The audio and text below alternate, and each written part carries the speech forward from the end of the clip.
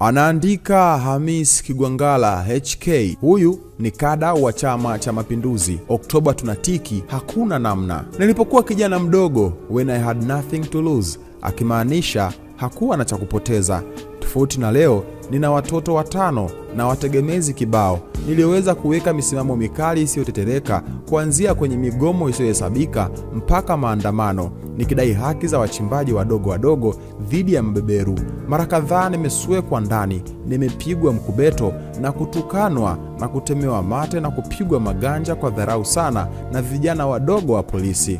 Leo kuna wachimbaji kibao wanaonufaika na harakati zangu, na hata wajui ilikuwaje mpaka wao wakapata nafasi za vitalu. Wametulia kwenye LS300 na mahekalu yao, na wala hawajui kwamba kuna watu tuliwahi kuzipigania hizi haki rasilimali. Leo kuna madaktari wadogo wanaanza kazi, wanalipwa vizuri, hata hawakumbuki kama kuna kina Kigwangala walikuwepo wakiimba kama noma na iwe noma mbele ya School of Dentistry, na hakuwahi kufaidi ongezeko la mshahara hata mmoja, zaidi ya kuchangishana vijisenti vyao kumtibia ndugu yao Ulimboka alipong'olewa meno na kucha, na ambaye hakuwahi kuenjoy mshahara hata mmoja, na hakuna mtu hata mmoja anayemkumbuka au anayejua shida na raha zake huko mtaani, hata kumpa heshima tu anayostahili. Sana tulipofukuzwa kazi, hata marafiki walikuwa wanatu avoid. Tukienda kuomba vibarua vya data collection, tulikuwa tunanyimwa. Wachache waliotutunuku walitushauri tutumie majina feki. Nina sura nyingi za kukueleza kuhusu harakati na uhalisia wake maishani.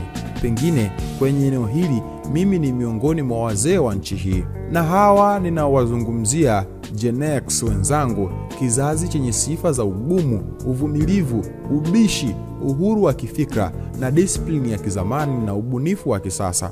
Lakini tulipoitwa kwenye tuhuma za kukiuka maadili ya madaktari, wenzetu walitukimbia. Ilipotolewa kauli ya kusema atakayerudi kazini hakuna hukumu yoyote ile, atakayekataa kurudi leo aendelee na kesi, ataona divide and conquer tactic, tulibaki wahanga 29.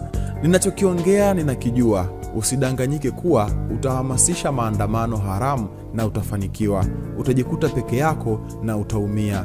Wewe kama ni Gen Z, mimi ni mzee wako na kuasa, acha ujinga, utaumia. Huwezi kupata mabadiliko ya katiba bila kuheshimu katiba iliyopo. Huwezi kudai uhuru na haki zako bila kuheshimu katiba inayotoa huo uhuru na haki zako. Katiba sasa hivi inasema miaka 5 imefika, ni wakati wa uchaguzi, twende kwenye uchaguzi. Kama wewe hautaki kushiriki, ni sawa, tulia ndani na mkeo, wengine tunashiriki. Katiba inaweka haki yako ya kukusanyika na hata kuandamana, lakini ndani ya sheria na utaratibu tulizojiwekea. Ukitaka kuandamana, lazima ufuate hizo taratibu. Usipofuata, maana yake umeshindwa kuheshimu katiba. Sasa wewe usiyetaka kuheshimu katiba, unapata wapi uhalali wa kudai katiba mpya? Mimi nakuambia haya kama mzee mzoefu, sio kiongozi wala mtendaji wa chama au serikali. Kama ni hasira, basi ningekuwa nazo mimi. Zingatia, nimekaa humo kwenye mfumo miaka mingapi, nimefanikisha mangapi, nimejitoa kiasi gani. Nyie wenyewe hapa huwa mnaninanga kuwa jobless wa taifa. Huko serikalini nilitolewa toka mwaka 2020 na leo nimetolewa tena bungeni. Kila nikiposti kuchangia chama changu, huwa mnanikumbusha niache kujipendekeza nikishakataliwa, nitafute bodaboda nijiajiri. Huwa mnanikumbusha hata mabango yangu yaliyochanwa. Mpaka Gen Z mnanikumbusha msemo wa ukiachwa achika. Na hata jana kuna rafiki yangu mmoja amenikumbusha hadithi ya punda aliyembeba Yesu wakati anarudi Jerusalem, na watu wakamlaki wakiimba hosana, na punda akajitukuza akijiona kuwa na maana sana. Hata siku moja akaamua kurejea mwenyewe na kushangaa hakupokelewa kwa shamra.